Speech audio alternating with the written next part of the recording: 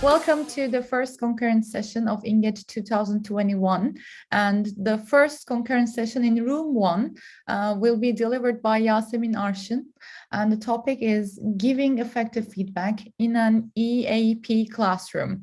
The floor is yours, dear Dr. Arşın.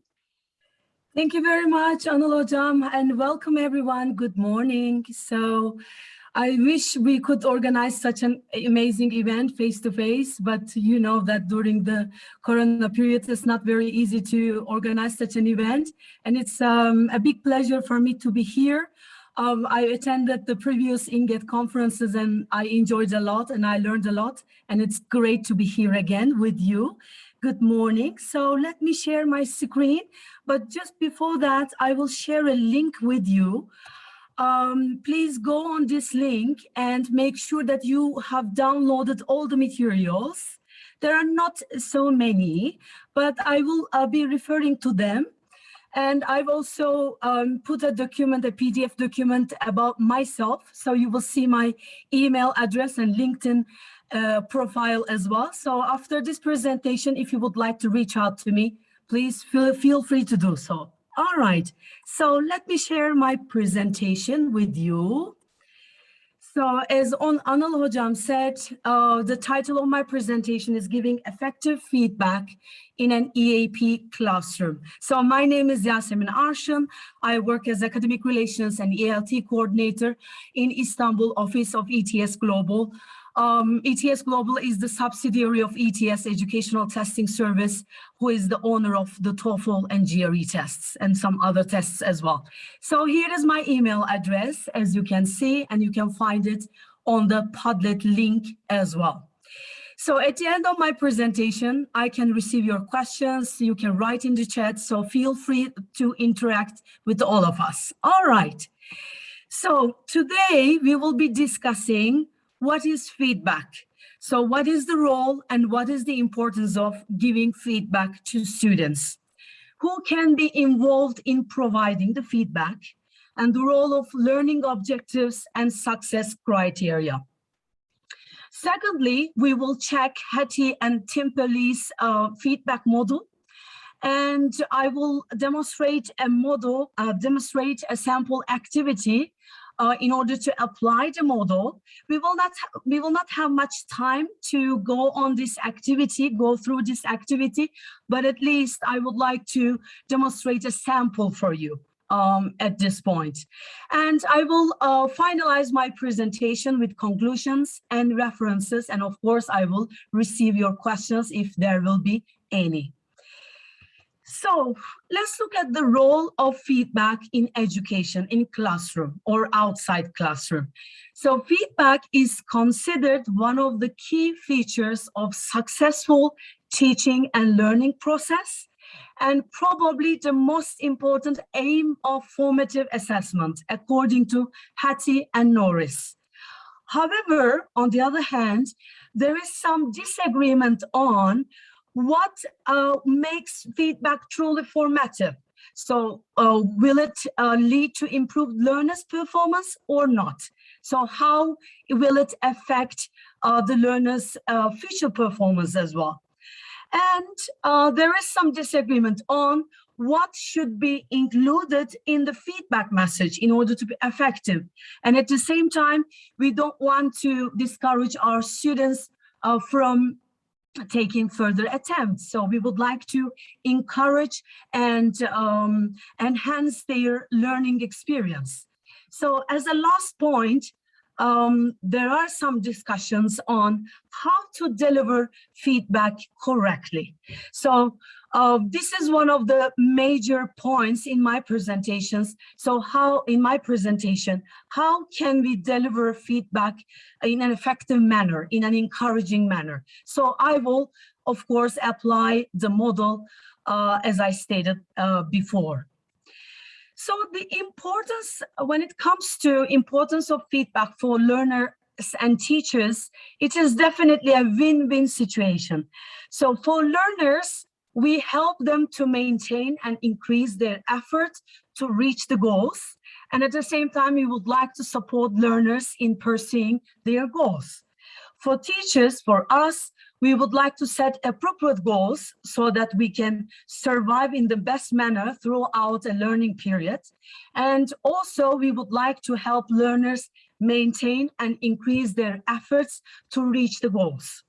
So at the very beginning of the academic year, we have a certain set of goals, and we would like to achieve them by the end of the semester or by the end of the academic year.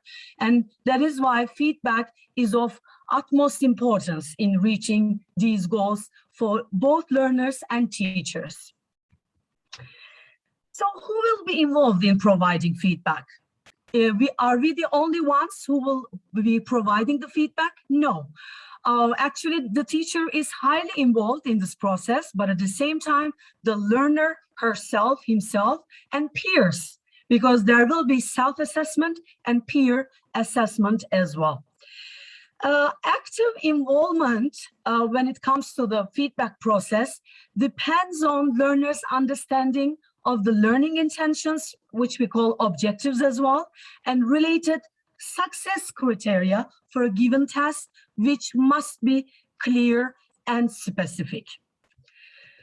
So when we come to the learning intentions or learning objectives and success criteria, let's see how they're connected to each other. Learning intentions, learning objectives, they refer to descriptions of what learners should know and what learners should understand and should be able to do by the end of a learning period or unit. So success criteria refer to measures used to determine whether and how well learners have met the learning intentions by the end of a learning period or unit. In this respect, intentions and criteria help to track students' progress, provide feedback, and assess achievement and accomplishments. And at the same time, we will be able to reduce discrepancies between current understanding and intended learning. So I've also put the source here. So if you send me an email, I will be able to share this presentation with you, and you will have the source as well inside the presentation. So let's look at the Hattie and Timperley's feedback model. So according to them, feedback can be provided on 4 levels, and we will look at the sample in order to understand these 4 levels with some other details. Task level or product level. How well has the task been performed? The essence of the task has been performed or not in an effective manner or not. So process level. What are the strategies needed to perform this particular task? Self-regulation level refers to how can a learner monitor their own learning? So how can we assist them in understanding their own learning process? And there is also self-level, which is also known as praise. So according to them, according to Hattie and Timperley's, feedback must be addressing 3 key questions. Where am I going? This is feed up. How am I going there? This is feedback.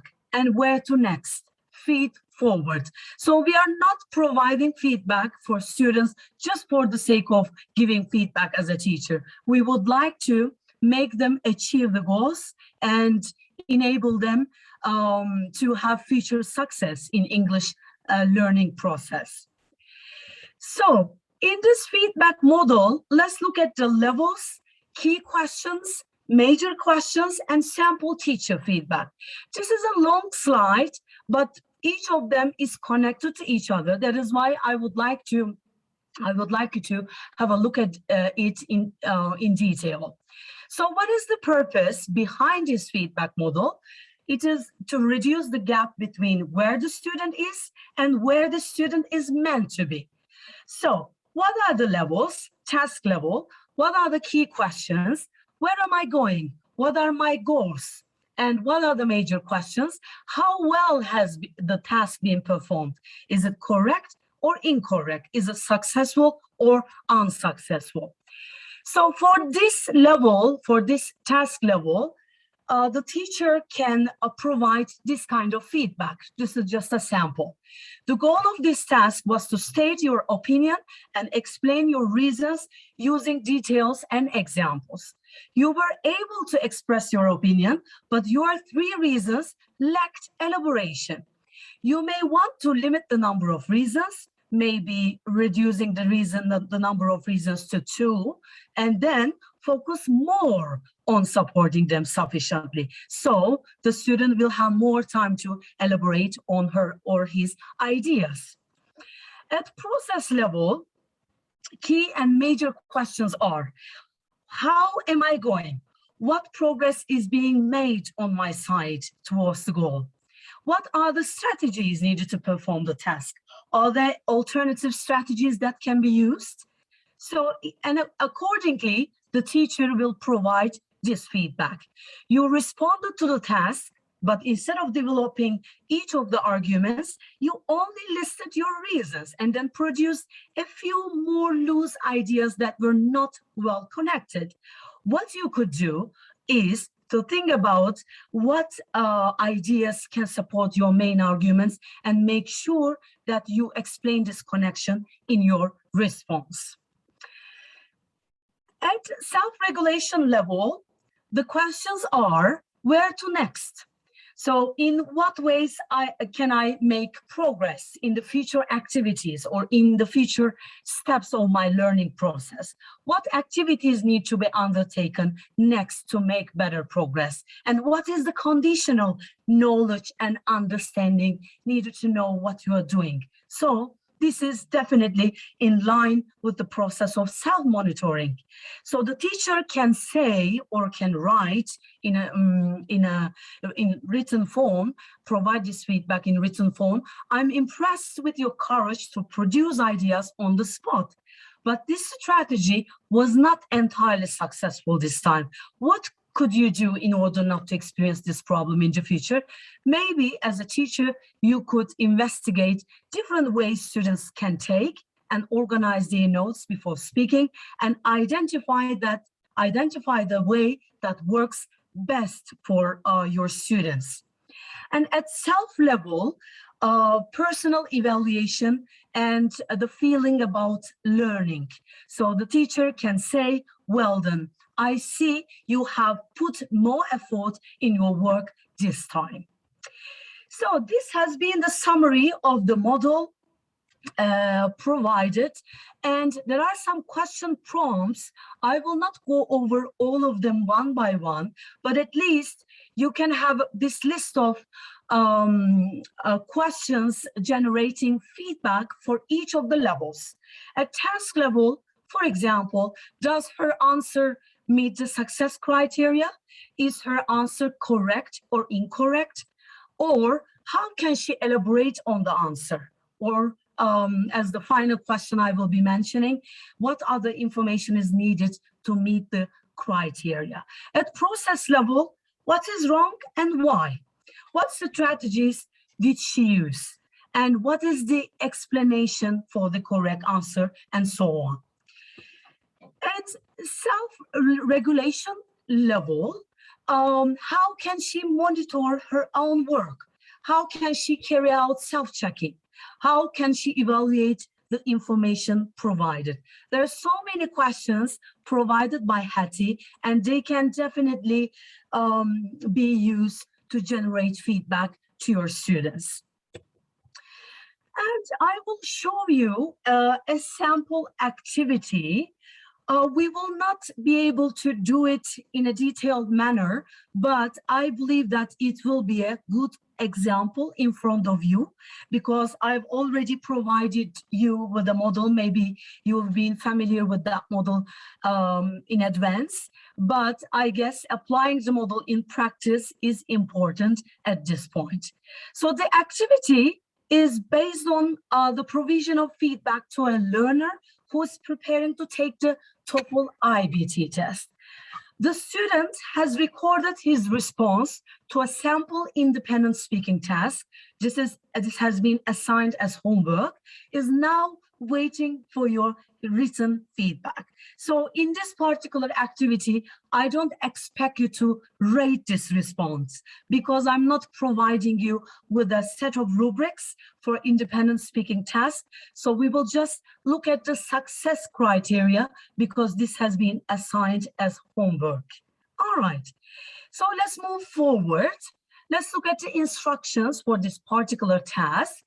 You will first be presented with the learning objectives and related success criteria that have been shared with the student in advance. You will be provided with a template feedback on the link I've provided at the very beginning of my presentation on Padlet, with a template feedback form derived from the discussed feedback model. You will be able to see the task and the prompt. You will hear the student's response twice and then have 5 minutes. This is negotiable. Probably we will have less time to evaluate the response and provide feedback. We will do it very quickly. So you will have your feedback. You will provide your feedback. You will also be given an audio script to help you. It is also on the Padlet link. You may, but you don't have to focus on all of the success criteria. All right, so the student is already aware of the learning objectives and also related success criteria. You've already been provided with a template feedback form, and you will see the task and the prompt very soon, and then you will provide your feedback. You can definitely provide your feedback in the chat, or you can unmute yourself and speak if you want. All right, so let's try to be as quick as possible. So the student's level is B1 according to CFR. What are the learning intentions, learning objectives? So state a position on a topic and support it. The student is supposed to use a variety of sign-off words and phrases such as on the other hand, or for example, use vocabulary effectively according to the topic, and sustain speech at an even pace, at an acceptable pace, intelligible pace for a short time, 45 seconds. And we expect the students to use stress, intonation, and pauses to express meaning effectively. So, it is also included on your handout on the Padlet link. Success criteria are stated the position and provided the doorbell is ringing, so sorry for that. Provided 2 or 3 reasons with clear details and examples. Organize the ideas in a logical way by using sign-off words and phrases. Topic-related vocabulary, of course, the effective use of topic-related vocabulary. Spoke for the full time, 45 seconds, with only short pauses, natural pauses, and few hesitations. And of course, the effective use of stress and intonation patterns so that the listener's effort will not be needed. So intelligibility is very important. So this handout, you can check it in your private time in detail. So as you can see in this template, you will see that success criteria, mostly met, partially met, not met, and the feedback types are indicated in separate boxes, let's say.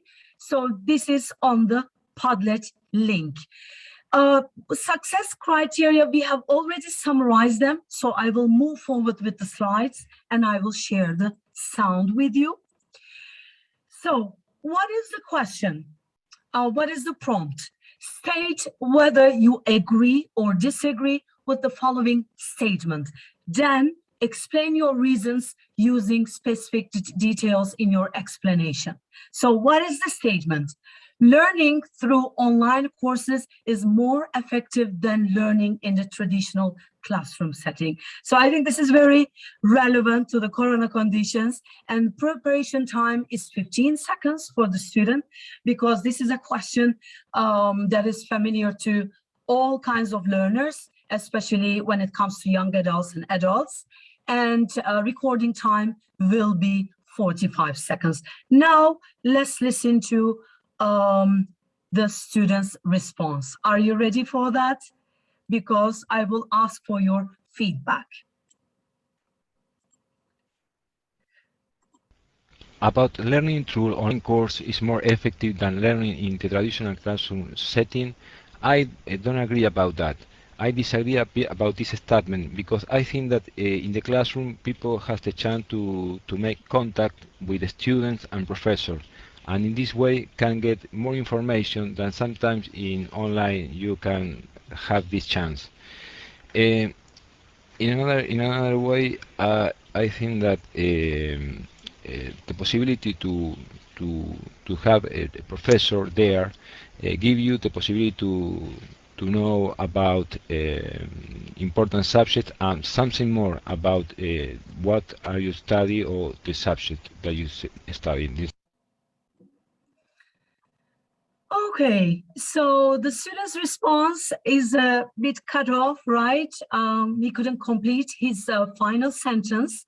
So would you like to listen to it again? But or do you think that you can provide feedback by listening to it only once? And you have the transcript on the Padlet link as well. So would you like to say anything? Are you okay with one-time listening? Or maybe we can listen to it again. Okay, let's listen to it again. About learning through online course is more effective than learning in the traditional classroom setting. I don't agree about that. I disagree a bit about this statement because I think that in the classroom people have the chance to make contact with the students and professors, and in this way can get more information than sometimes in online you can have this chance.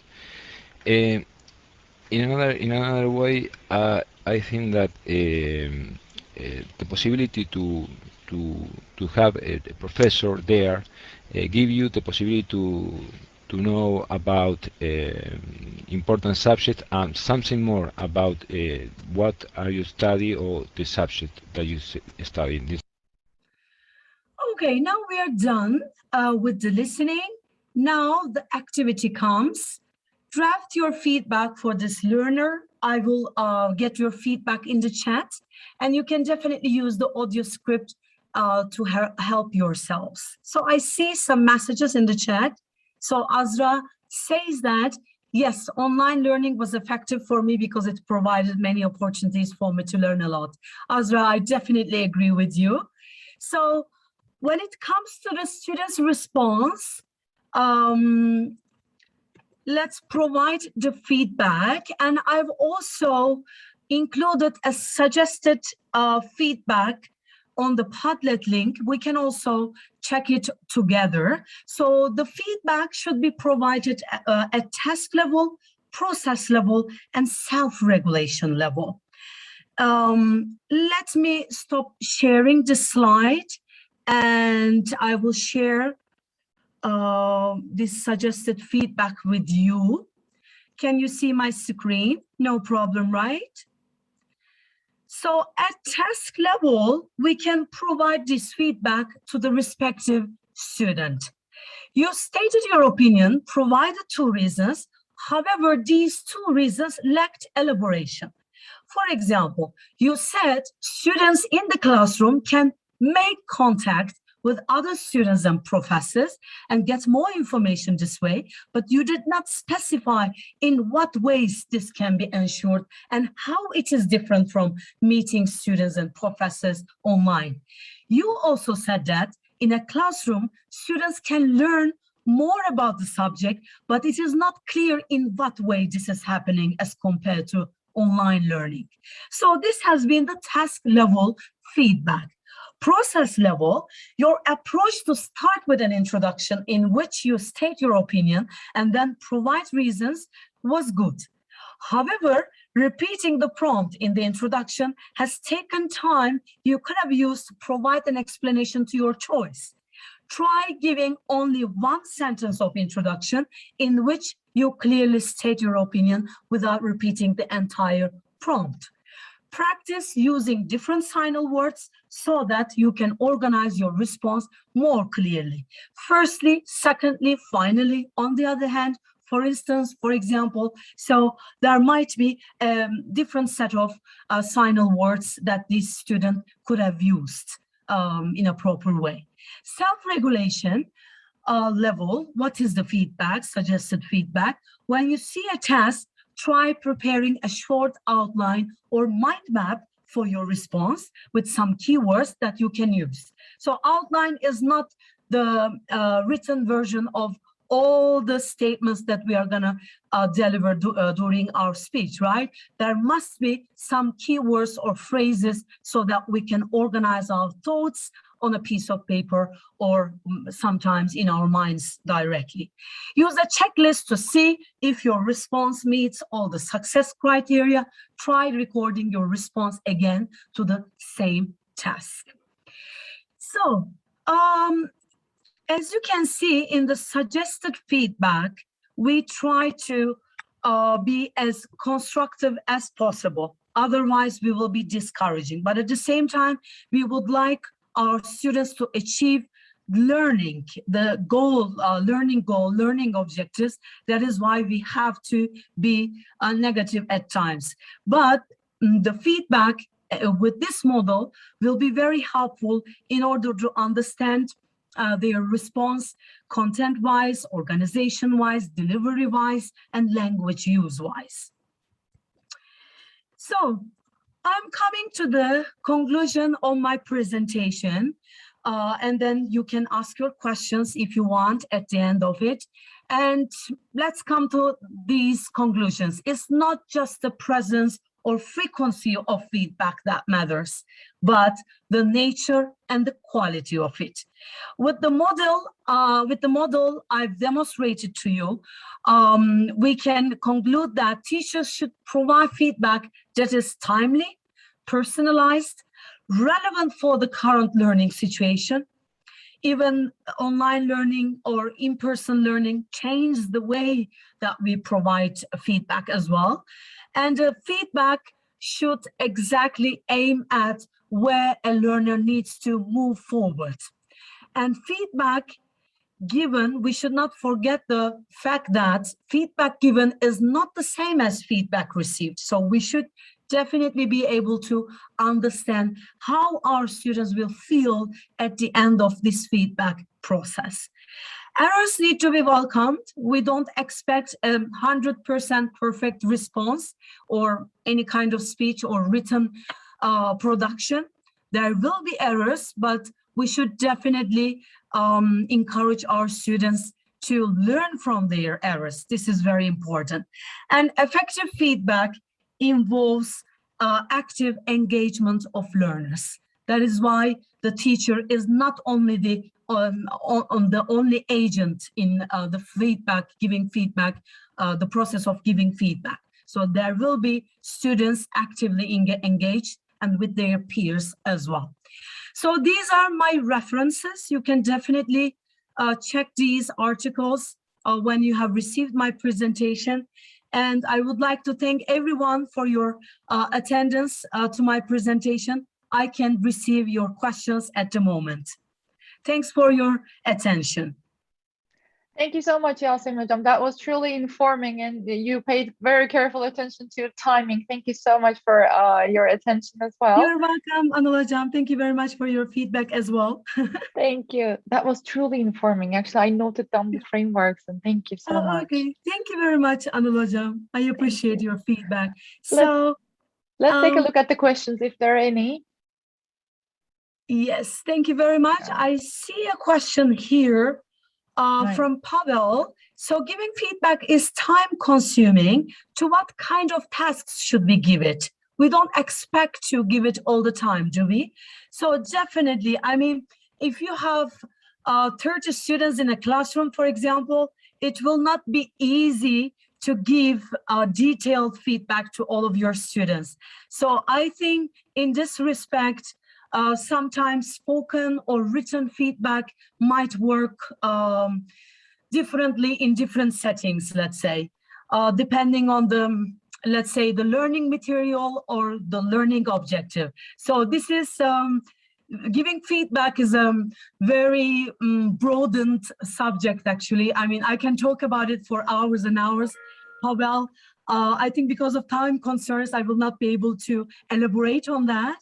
And from Berke Hocam, thank you very much for this informative presentation. You're welcome. As expected, there will be major differences between teacher-student feedback and peer feedback, for sure. How do you think students review each other's tasks, and how should we contribute to their understanding of peer feedback?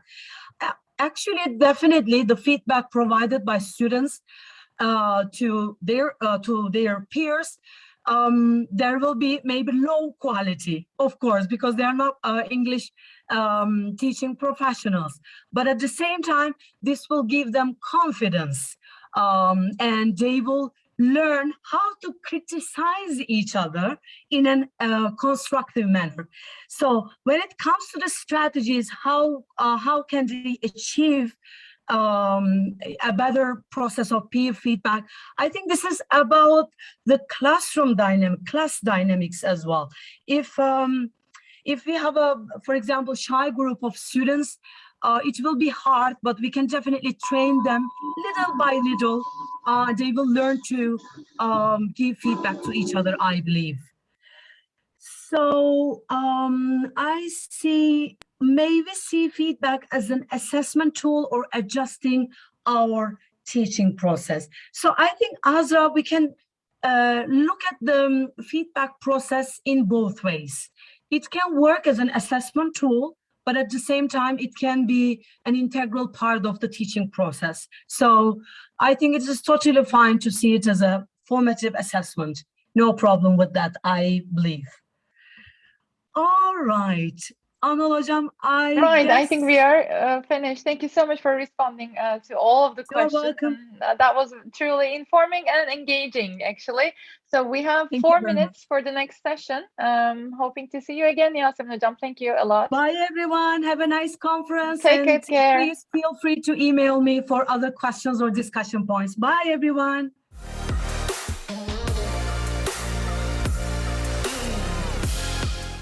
Yes, our first presentation will be from Dilara Loise Hibbs, and her title is Mindfulness, Keep Calm and Learn. Very interesting title, as you see on the screen.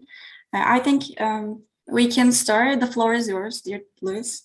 Okay, thank you, Esra. Hello, my name is Loise Hibbs. I'm an English teacher in TED Istanbul College, and as you can see, I'm really interested in mindfulness as well as teaching English, and I have been actually integrating mindfulness into my lessons. And I also have a Mindful Kids Club in my school at the moment for the last 3 years. So I really feel that it works with students these days,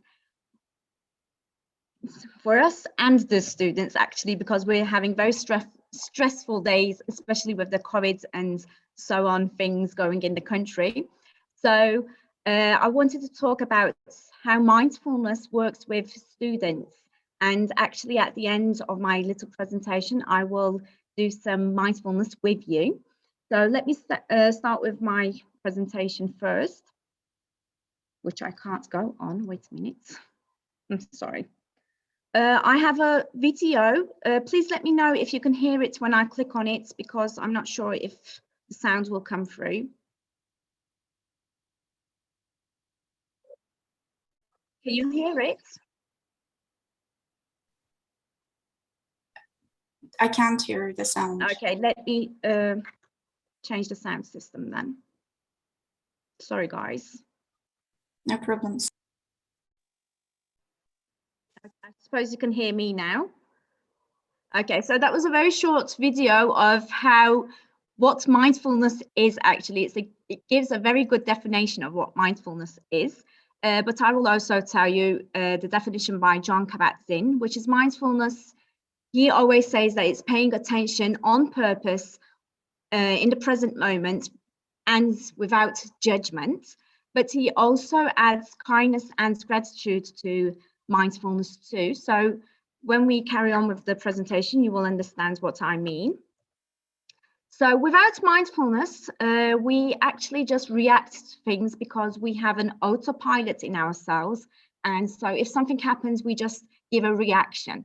But by practicing mindfulness, first we think about, well, we don't really think for a long time, but instead of giving a reaction, we just give a response. So actually, like, our reactions can be very harsh, but a response can be very, very different than giving a reaction. There's a very thin line between a reaction and a response. So the history of mindfulness, first of all, John Kabat-Zinn started mindfulness practices with healthcare in 1970s, and like with illnesses, painful illnesses, especially like cancer and stuff like that. He saw that mindfulness really helps with how the process of the illness is going, and actually had very successful results with the patients. Then in the second stage of his researches, he used it with mental health patients, which again, he saw very good results. And after the 2000s, they actually started integrating mindfulness, especially in the USA and UK, into education. You can see that they have actually put them into the curriculum of schools throughout England, the UK and the US. So what isn't mindfulness? So when we say that everyone has an idea of mindfulness, that we shouldn't be thinking about anything, or is it religious, or is it something like that? But mindfulness isn't a disciplinary tactic.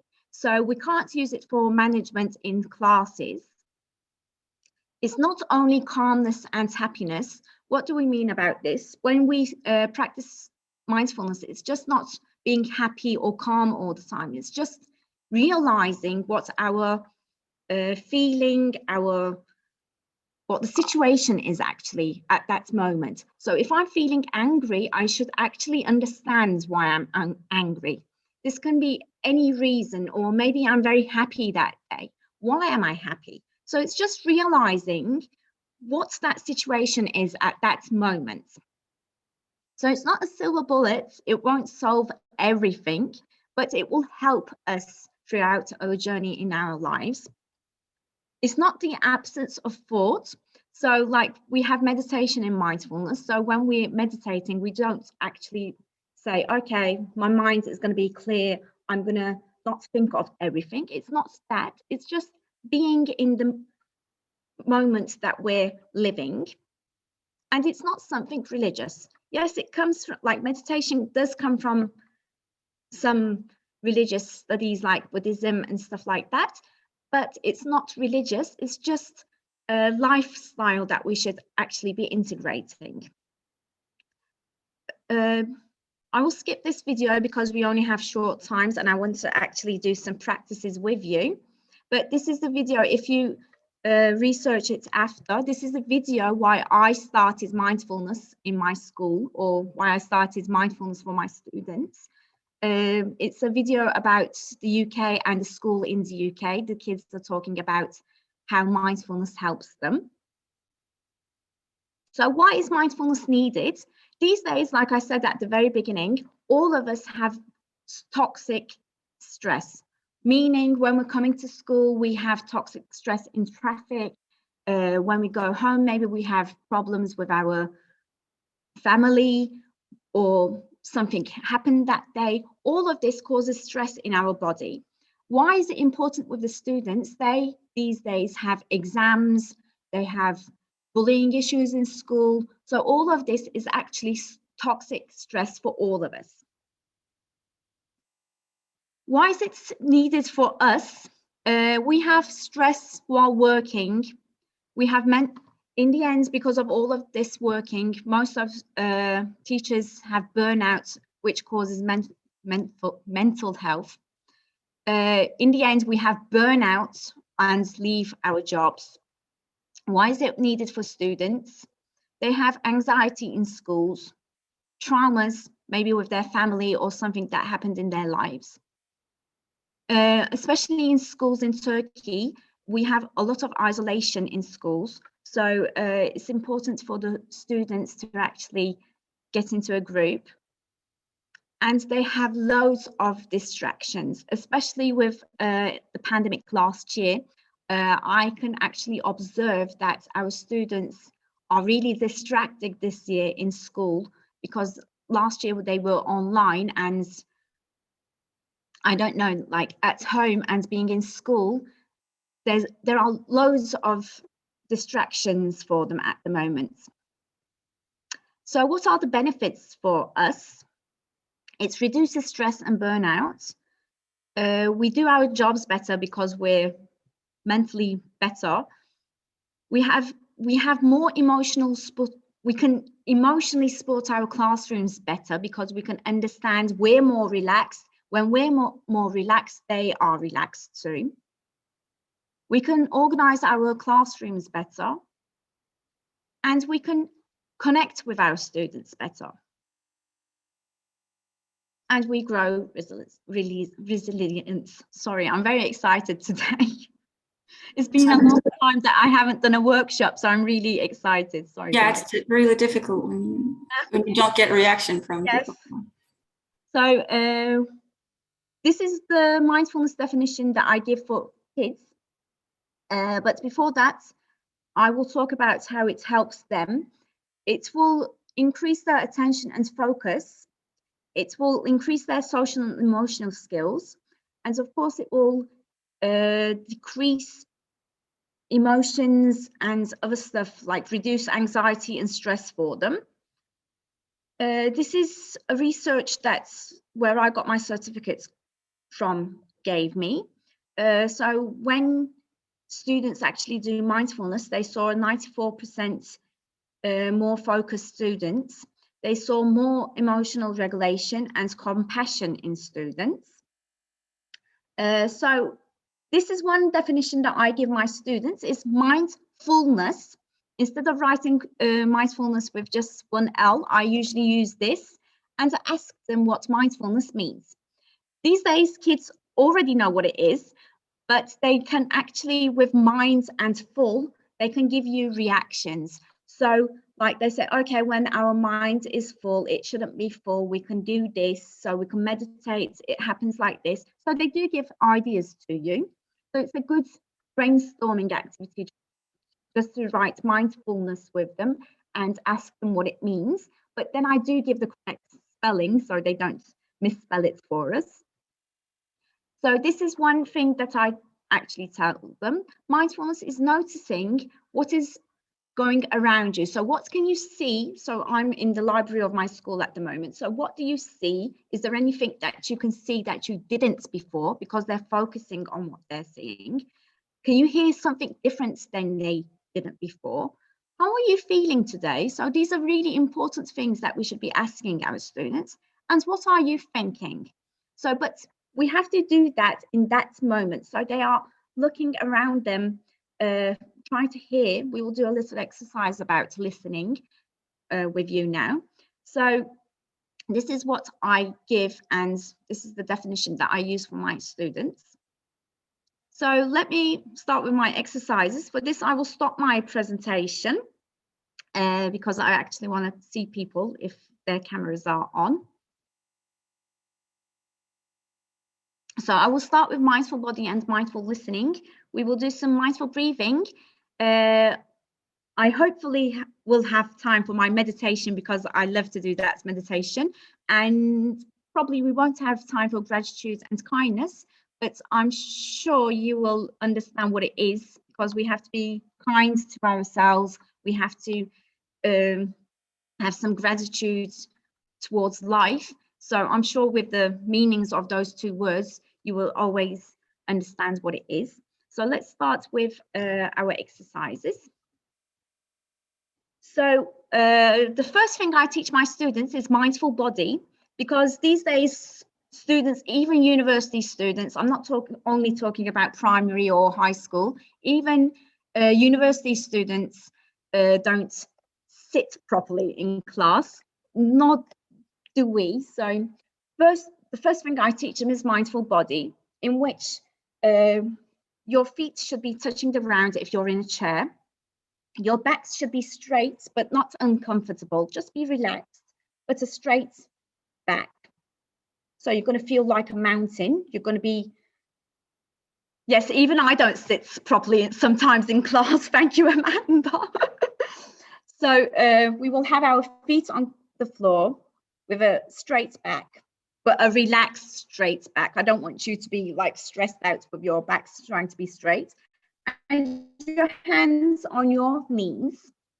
So we're still feeling relaxed, but we are mindful. So we're going to be able to concentrate on what we're doing. First of all, we will do mindful listening. This is a nice exercise that I try with my students. I did it yesterday because I had to club with them, and they really enjoy it if you're doing it outside especially. So let's try some mindful listening. With your eyes open, first of all, I want you to listen to the sounds that are happening or you can hear in your environment at the moment. I will give you a couple of seconds. Please feel free to write it in chat.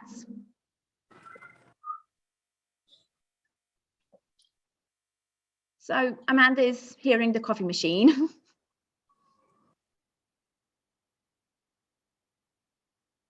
Cars passing by, cats. Okay, the fridge, construction work, traffic. I suppose it depends where you are at the moment.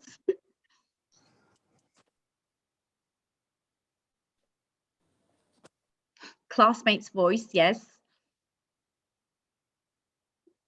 Crazy jumping neighbors. Okay, daughter watching YouTube, computer's fan. Okay, a wife. Okay, we can hear loads of things. So let's try this with our eyes closed. So I will, with your mindful bodies on again, please close your eyes, take 3 deep breaths, and listen what's going around you.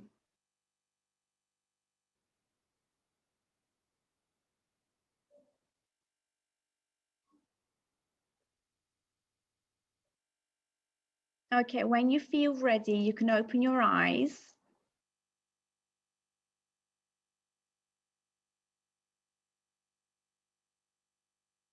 Okay, could you feel or hear something different than the ones that you did before?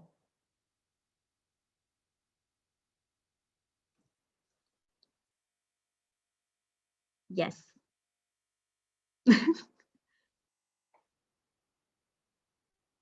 Okay, the most important answer I already got. So you heard your own breath, you heard your own heartbeat, you heard your own body. So this is noticing. So this is noticing more things because you focused. And the most important one is actually our heartbeat and our breaths. Without breathing, we won't be alive. So the first thing we should actually notice in our lives is, and being grateful for, is our breath and heartbeat. So this is why I did this little exercise. I know I only have a little, like, I think I have 10 minutes, right, Esra? So yes, approximately 12 minutes. 12. I will start my meditation because it may take time. And I don't want to cut it in half. So I'll start now. If we have time left, then I can have some questions. Again, please, mindful bodies on.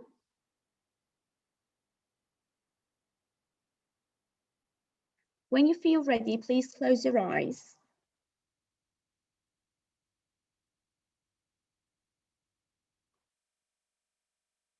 Take 3 deep breaths.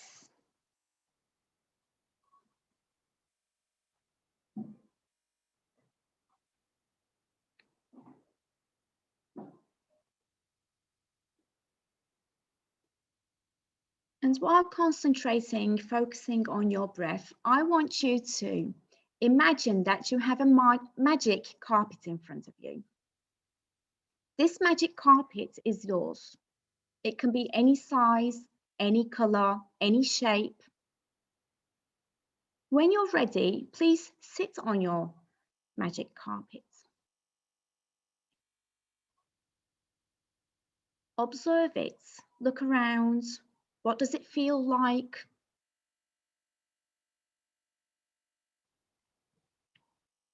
And on this carpet, you have a little handle. With this handle, you can go as high as you want and as low as you want. So when you're ready, please pull your handle and let's start a little journey in the sky.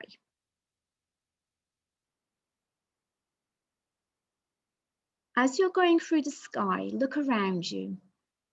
What do you see? Maybe there's clouds, maybe there's sunlight, or maybe it's raining.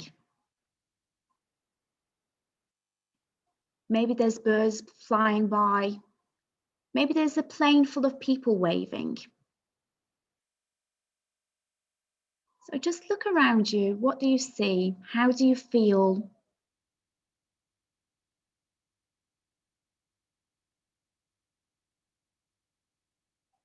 As you're going through the sky, you see your favorite place and you start landing.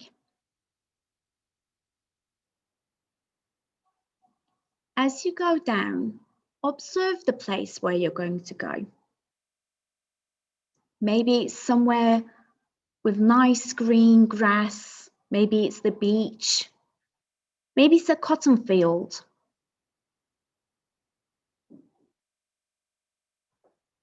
As you land, slowly get off your magic carpet and start walking through the road that you've come to. Slowly walk through the field or beach, wherever you are. Observe where you're going. Look around.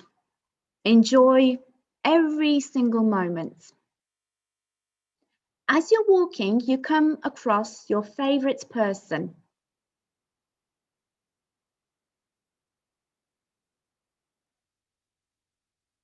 As you're talking to the favorite person you see, maybe you have something inside you that you want to share with them. So please share whatever you want. Talk to them, maybe give them a little smile.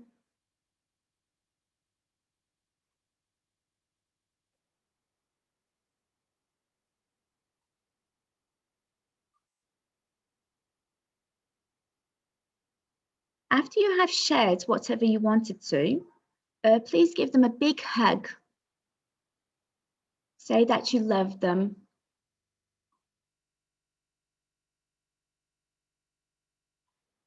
Tell them how grateful you are for them. And slowly come back to your magic carpet.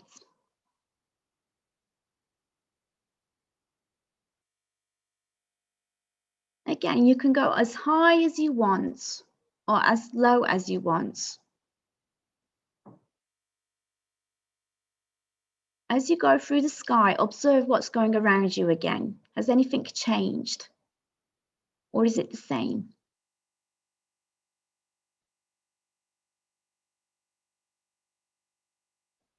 Now it's time to come back home. You slowly land your carpet.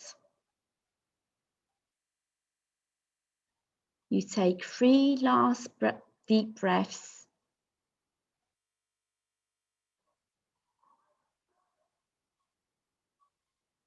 And when you're ready, you can open your eyes.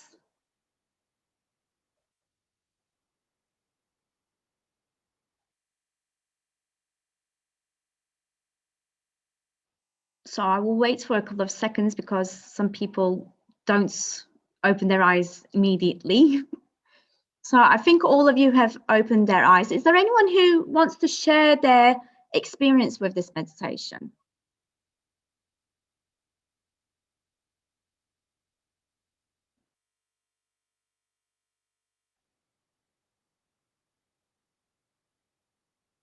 Like I do this meditation with my students because every day they have some little secret that they don't share with people. So with this meditation, they can actually share some feelings with the person or maybe with their pets. Amanda hocam says she wants to share, maybe she can. Okay, yes, when I finish my words. So this is why I do it with them, so they can actually get out what they want to say to someone or whoever they want. Yes, Amanda. Hi, yeah.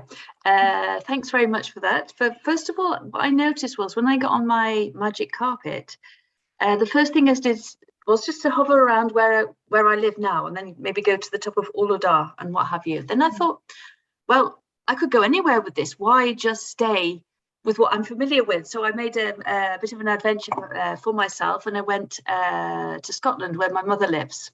Okay, and we went to our favorite place there. We have this favorite place with my family on the island of Iona, and around this very small loch there where it's so peaceful and you can't hear anything. The silence is deafening. So, you know, I went there. That's where I went. I won't tell you my secret. That's for me. No, but yes, but that's what you know. I noticed that first of all, I was still hovering where I am. You know, I couldn't let myself go. Then I thought, well, what the heck? You know, I can go anywhere I like. So that's what it. Thank you very much. You're welcome. No, it's not. Maybe that's your happy place, Amanda. Really, I don't know why, but when I first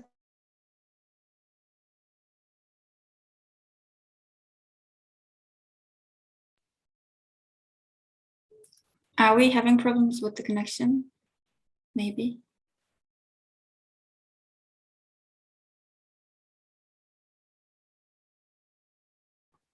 Yeah, me too. I guess she's having internet connection problems, maybe.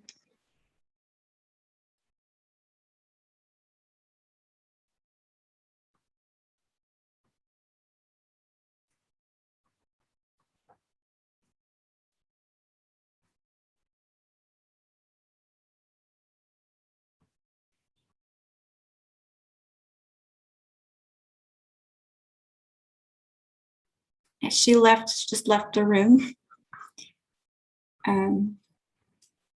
So if you have something to share about the journey you had, you can go on. And as she is gone, I will not be able to take any questions. And yeah, she is here, she's back. So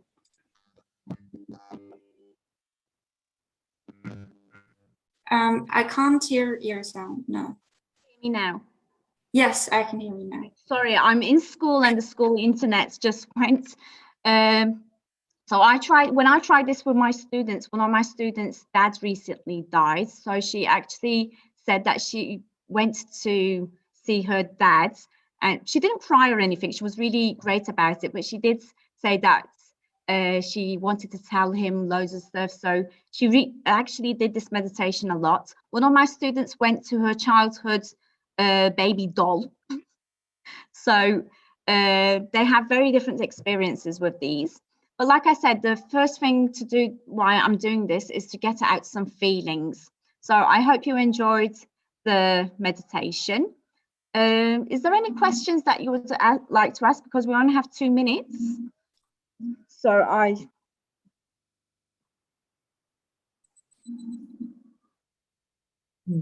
you asked the question. I can answer that question if you wish. Okay. You asked whether we noticed anything different around when we were coming back. Yes. I may say, well, first I went to a forest. In the middle of the forest, there was a cottage-like house and some benches in front of that. And when I was coming back, I noticed the same forest and the ocean and some dolphins in it, but with new eyes. I was renewed and I noticed new aspects of these beauties. That's what I want to share. Thank you. Thank you. That's Thank a nice you for the wonderful experience.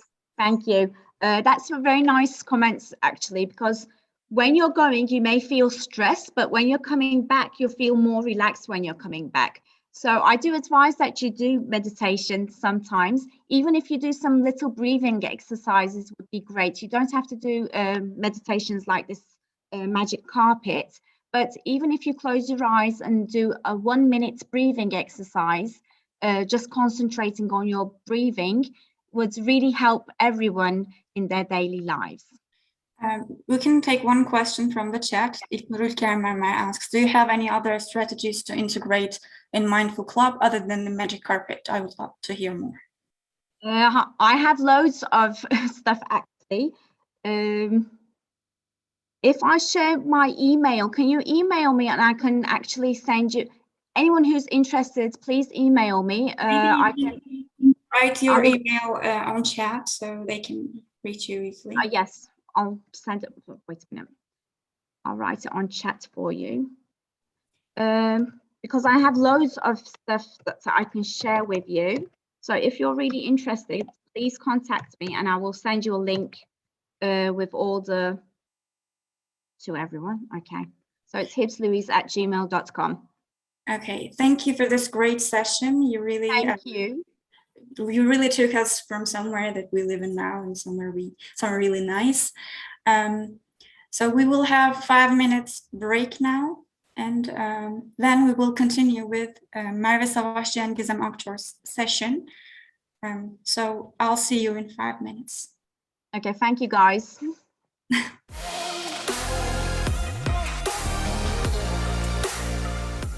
Yes, now the recording is in progress, and our first speaker in this concurrent session will be Burak Aydın from İzmir Katip Çelebi University. And here, just a second, room 3, yes. And the title of his talk will be ECRIF. I don't know whether you read it like this, but we will see that. A nonlinear and dynamic learning framework. And yes, the floor is yours, Burak Hocam. Thank you very much. Thank you for having me and for this great introduction, Sedat Bey. Thank you so much. So I'm happy to be here. My name is Burak Aydın. I work as instructor of English at İzmir Katip Çelebi University. And I also work as a trainer for the past 4 years, certified by SIT TESOL certificate course. Actually, the framework I'm going to mention today is really related to our course. We actually use it in our course as a framework, as a mentality, as a philosophy, as a path of learning. And I hope it will inspire you and all the teachers listening to me today. Thank you for being here. So let me start. I would like to start with a great learning story. I would like you to take a look at it and start reflecting on it, because there is a kind of learning gap here, learning deficit here. And I think this story will help us for the later stages of my presentation. So please take a look.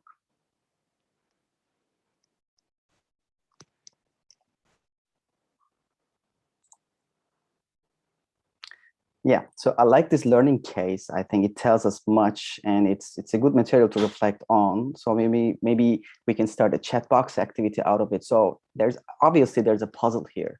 So what is the puzzle here, and what is missing here in this learning story? I'm wondering about your ideas. If you like, you can put it in the chat and we can enjoy the ideas here at the early beginning. Yes, let's talk it out. Yes, Turan Hocam. Why don't you write your ideas about it? Yes, you can also talk about it. Well, it takes time to write, but to talk is so easy. That's why I prefer this. Yeah. Good morning, everyone. Good morning. Well, that happens a lot when we first come across technological things or how to drive a car. That's the same. Somebody just introduces it. Then you try. Then they ask, "Have you understood?" And we say yes, or silently. We just have no reaction. Yeah. And when you're alone, you try to do it, and in a minute or so, you are blocked, and you don't know what to do, and you shout, "Help!"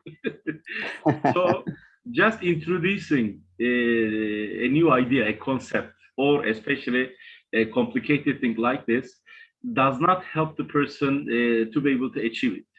First, the person should understand it, then step by step, by experiencing all the challenges and other things, they will learn in 3 times, 3 vakte kadar, as I say in Turkish. So that happened to me when I first met with the computer in 1988. And then mobile phones, that was another story. Still, we have a lot of problems. So I have never had a formal computer class. Then sometimes, you know, I come across a little problem. I call my sons, come on, help me. So this type of learning is a really puzzle, and it should be sorted out by time, in patience. And I believe that if the person is interested in using and consistent or resilient enough, they will be able to learn. Thank you very much. Thank you so much. Yes, as Turan mentioned, it takes time. Exactly, it takes time, and you know you have some time. Time slips, and you say, now I need some people down to be helping me, right? As Susanna also says, practical hands-on, that's how I learn best. Yes, we need some practice and put your hands on the experience. Maybe that's missing here. That's a lecture, as Tuba said, but there's no guidance. Yes, Yasemin Hocam says Ellen could have directed Mark to achieve the steps. Yes, there are steps missing. Exactly. Yeah, from presentation stage exactly to the production without getting the basics and some controlled practice. Exactly, I completely agree with you, and that's the spirit of today's presentation, and it will help us a lot. So what is ECRIF? How can ECRIF help us for Mark's situation? ECRIF actually is an acronym that stands for 5 phases of learning, which starts with encounter, clarify, then goes on with remember, and then internalize, and which is the dreams come true is fluently used. That's the end part of it. So actually we go through these phases of learning whenever we start to learn about knowledge or skill, and that has been devised by Josh Kurzweil and Mary Scholl. They're great SIT TESOL certificate course teacher trainers. They're brilliant teachers, great mentors for us. And I think Josh is based in California, USA, and Mary has her training school in Costa Rica. So they do a great job of really practical stuff for teachers. And they thought about it actually nearly 13 years ago, and they published a book having a great chapter about ECRIF. The reason they devised this framework is to understand, they thought we can understand teaching through learning. The basic idea that learning actually tells us how to teach. It's not teacher's agenda, but it's student's agenda that tells us what can be learned at a specific moment of learning or teaching. So that's the idea. We will talk about it, elaborate on it. And how is ECRIF used? Actually, first of all, it's a staging of learning, just like I mentioned, it is a slide before. And we will emphasize this more than the second function today. And staging of learning is the phases, the cognitive well-being, the state of mind. We are at a specific skill area. Or secondly, we can use it as a specific lesson planning framework too, a down-to-earth way. We can take it to the classroom as well. And that way we can use it as a tool to assess students moment by moment, reflect in and on our experience, teaching experience, how to give feedback, what to give feedback, and also scaffold learning, which means give whatever is necessary at the specific moment according to the level of the student, right? Whatever is necessary, because in our classes, we have some students are shining, thriving, while some others are struggling with this to the point. So this ECRIF, ECRIF will help us. How it is different? I know we know many other frameworks, PPP, PPU, PWP, PDP, TBLT, we have many others. But ECRIF is different in a sense that it focuses on how people learn rather than what teachers do. So ECRIF actually accords with learner's agenda, learner's state of mind, more than teacher's coverage or teacher's state of mind. So in this way, it's non-linear because anything we learn is actually non-linear. Just like Turan Hocam mentioned, sometimes you need help, sometimes you go fast, sometimes you stop. You have your moments. It doesn't start like a slow machine going harder and harder in time, but actually sometimes you stop. Just like human relations, ups and downs and ups and downs. ECRIF actually, in that sense, is non-linear. When you look at the right-hand side, you plan it linearly, it goes from E to F, but actually in practice, it goes circularly. It can go anywhere. Sometimes you have your moments, you say, they don't remember what I taught. And then you go back to the clarify stage, and we will talk about it now in a minute. So what happens? The state of mind in each stage, in encounter stage, actually, you realize something is new. This is your aha moment. You say, I don't know this. What is this? and you try to figure it out. It's new for you, it's a new context for you, and apparently you're consciously unskilled there. You say, I know that I don't know this. This is your stage. And secondly, then comes the clarification stage. You get to know things, you analyze and synthesize, you say, now I see what it means, how it works, but I have my questions still. I'm not really automatic. I still have my questions. I'm at the stage that everything is diffused in my mind. Now, how can I synthesize them? But now you're getting consciously a little bit skilled, but still you're consciously unskilled. And then remember comes in the remember space stage, synthesizing knowledge, you synthesize knowledge in baby steps. You take controlled help.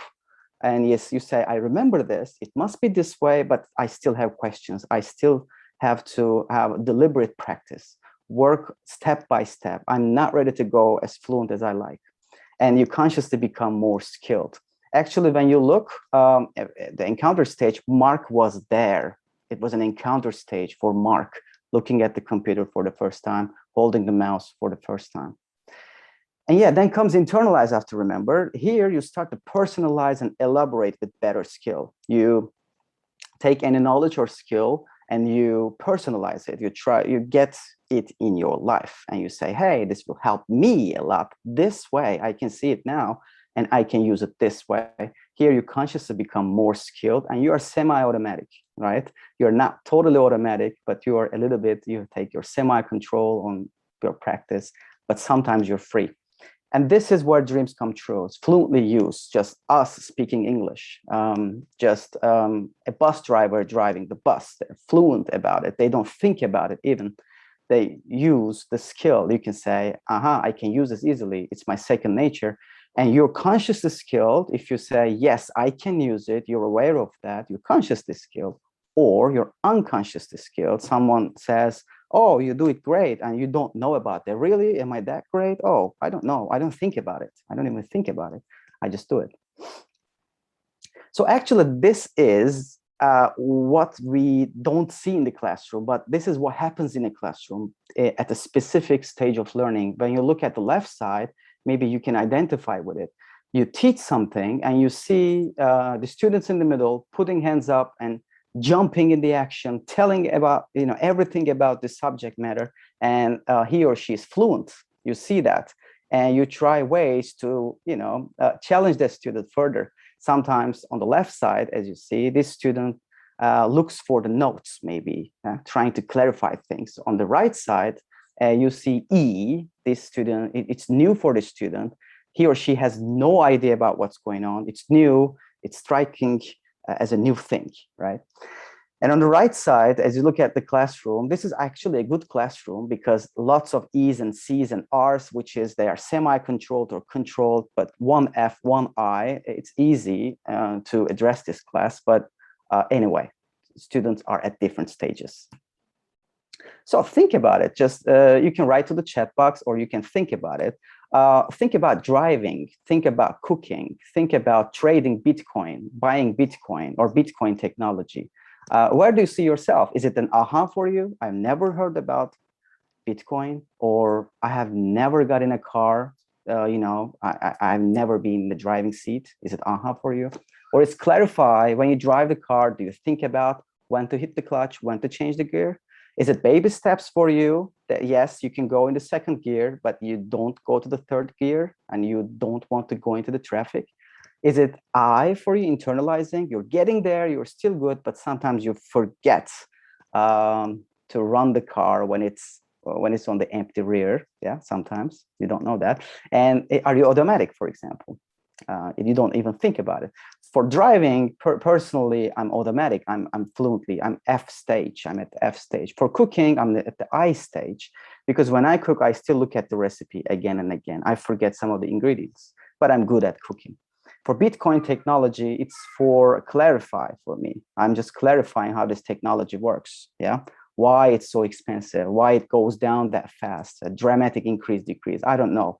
I don't know about the graphs, but I'm trying to analyze them. So this is where I am. Just like this in the life skill, in this class, students are at different phases. Planning with ECRIF, how can we plan? So this is the second function of ECRIF. It's more specific. Actually, we use it for speaking lessons because fluency accords with speaking more than any other skill.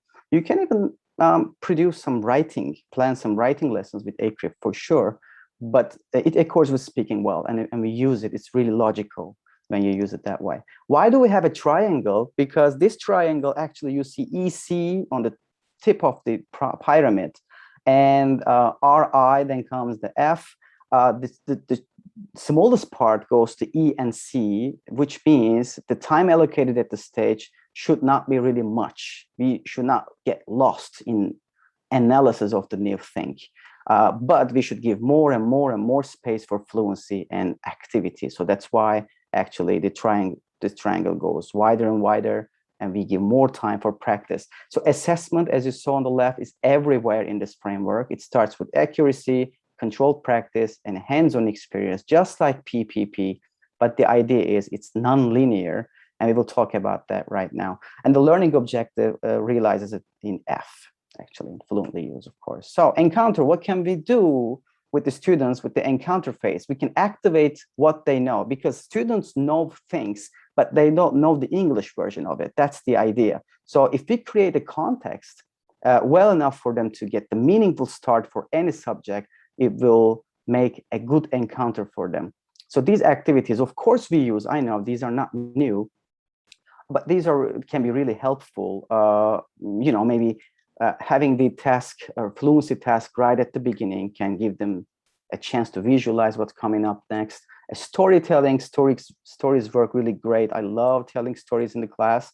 It always works. And the good ideas is to get attention, because encounter should be good. If you encounter in a negative way, you don't go along with that learning. And we have to boost emotions and sell the idea, which means, for example, we are teaching if conditionals. When we give if conditions are really, really helpful for their life, because I tell a story from my life using if, for example.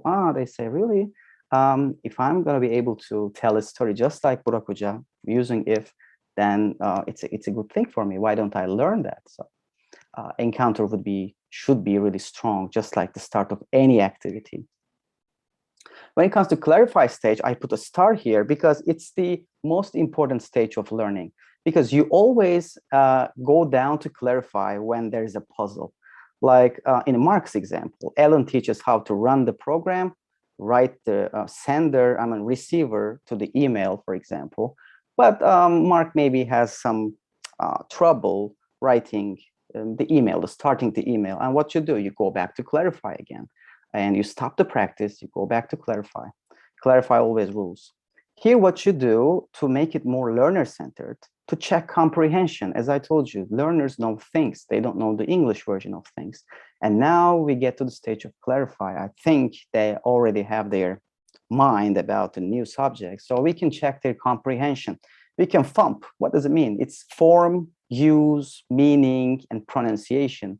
We have to check how much they know related to a specific part of a subject matter. It's a very good idea to start with meaning and use part of the subject matter and the topic, and then go along with the form and pronunciation. Why? Because human brain works this way. We start with meanings and uses. We get to our right brain and we say, it's very meaningful for us. We can visualize how it is going on. Then we can analyze its intrinsic workings. Give an example from if. While you're giving the context of if, of clarifying if, it's a good idea that you talk about your future, you can say. It talks about our future. It talks about the obstacles in the way. If I'm, successful in this exam, then I will go on a holiday. It's obstacles on the way. And the future, right? I talk about our salaries, I don't know, our expectations, opportunities. We say, if I get my salary, I will do this. And then form and pronunciation step in and become meaningful. We can say, okay, as you saw, it talks about future, and you can see we have simple present tense, and then we have will in if one. And you can go to pronunciation. You can say, if I get my salary, right? Your voice goes up, and then the second one goes like this. And you can say, you can talk about which clause is more stressed, main clause or if clause. So it's now more analytic. So these are the CCQs that we can ask students to check comprehension. You can also teach for sure deductively, but for the purposes of inductive teaching, you can ask some comprehension check or concept check questions. We have 4 types of questions. You can ask yes, no questions, can be used distance while telling stories. As you see, it asks for use part of any topic. Or information questions, what's the difference in meaning between have to and can, right? It asks for meaning, for example. It's a simple questions. Or questions, which one is better when addressing a teacher? Can you help me or could you help me? Again, it asks for use part of it, how to use, can or could. Or demonstration question, if possible, while teaching this, that, these, those, could you show the use of this in a sentence by pointing something in the class? Or you can use collaborative dialogue to stay on the track of learner-centeredness. What does it mean? You have your pairs or groups to get them study about the grammar themselves. We have really nice pages on the books about telling grammar. Of course, they will have their problems. What I personally like doing is giving them the grammar page because they know the meanings. I give the meaning to them, but I give then form to the pairs. I like, check the things you know about the rule and put a question mark if you have any problems and put an exclamation point if you think this information really, really critical. So here, clarify, gauging progress is really important. Guided discovery is really important, which comes with our CCQs. You guide them, you just ask, and they get to know and discover. And also peer teaching in the form of collaborative dialogue. And then remember comes first baby steps, first practices that comes in the action. You put knowledge in memory, but short-term memory with controlled practice. You make progress and the students make progress and they get feedback here.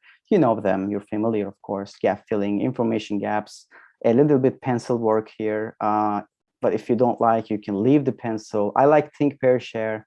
They do the exercise, then look, check with their partners and then share with the whole class, which boosts confidence and accuracy.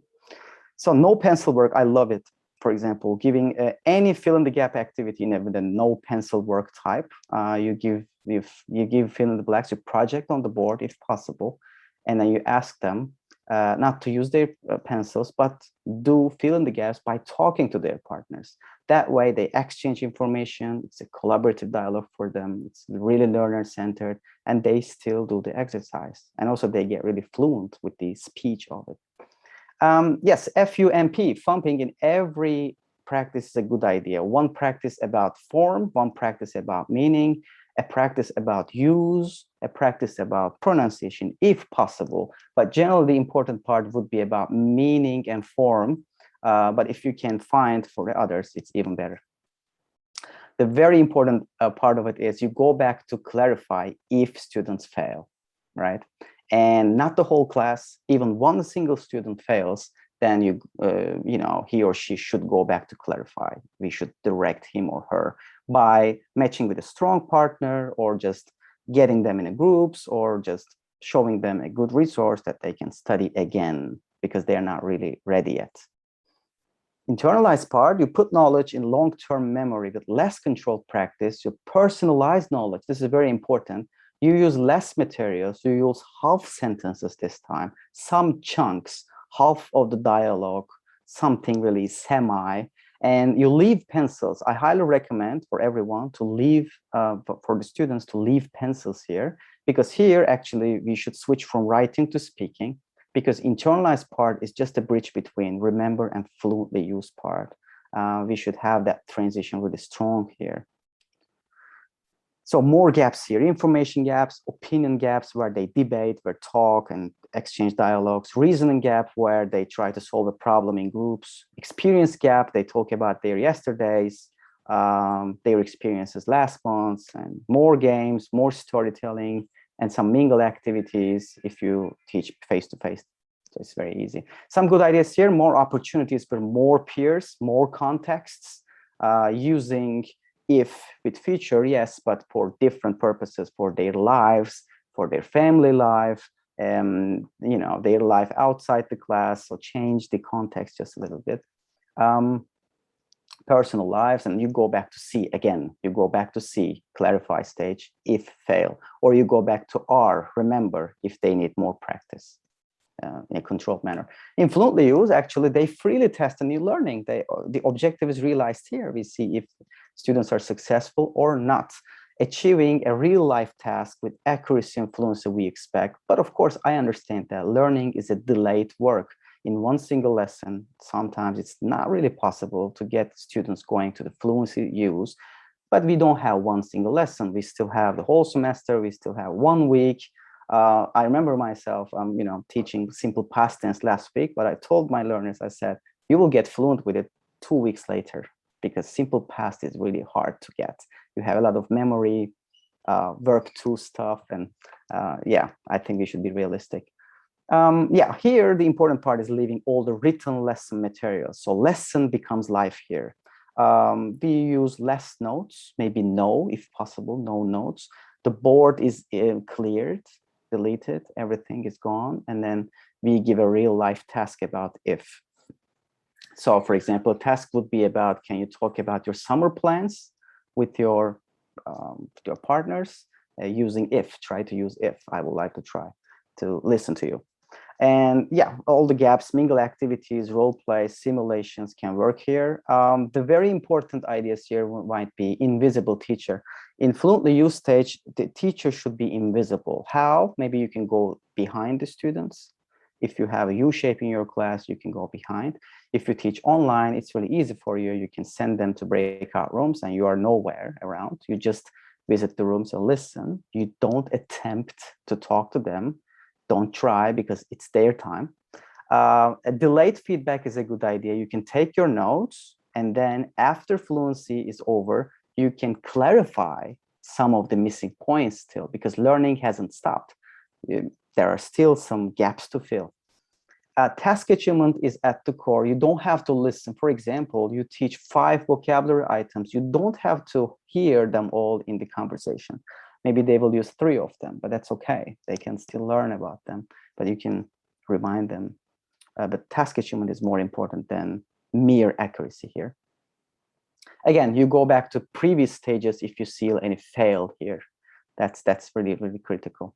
So I'm going to give you a materials about that. I think they will do the talking better than I do.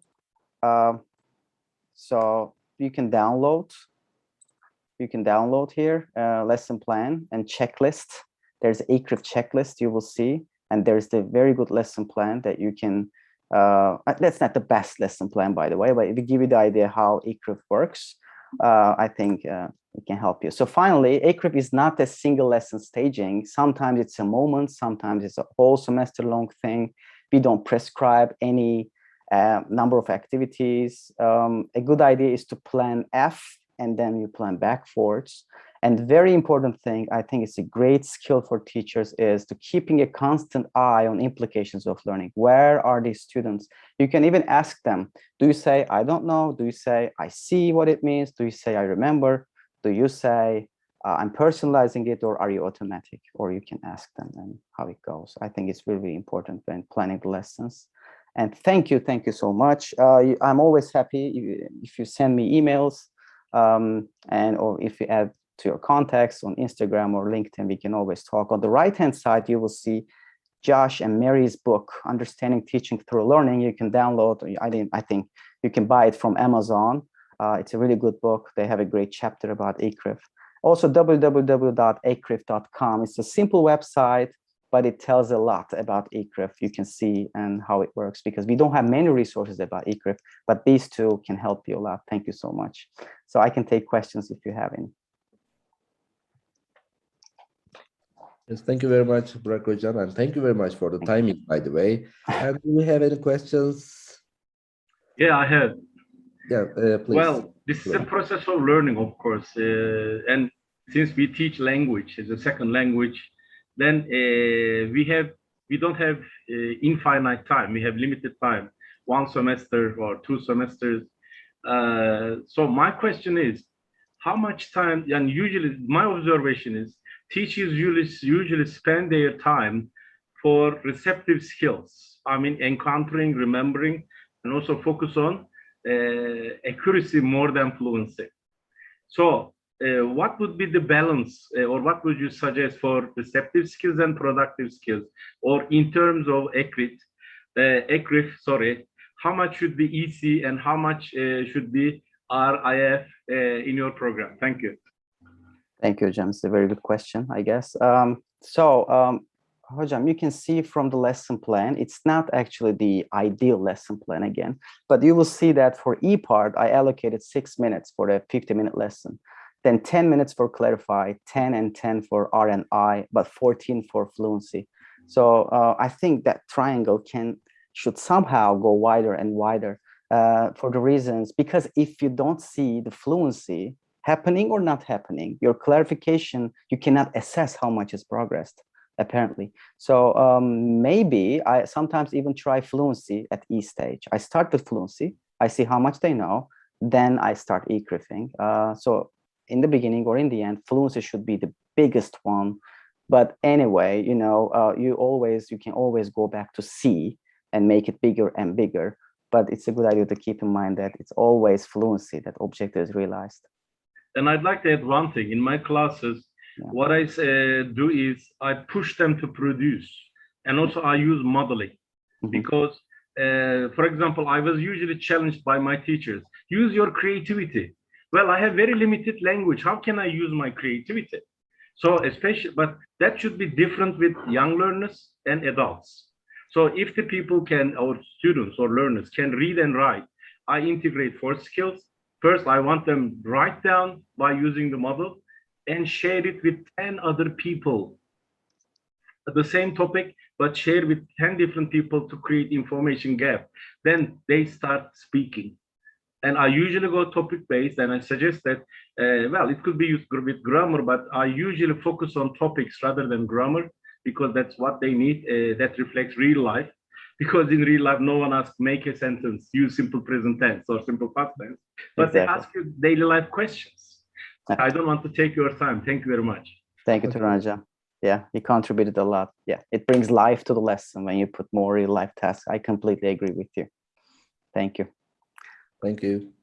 And I will stop the recording. And after 3 minutes, Tuba will start her presentation. Thank you very much again, Burak Hocam. Thank you. Stop the recording. My pleasure. Thank you so much.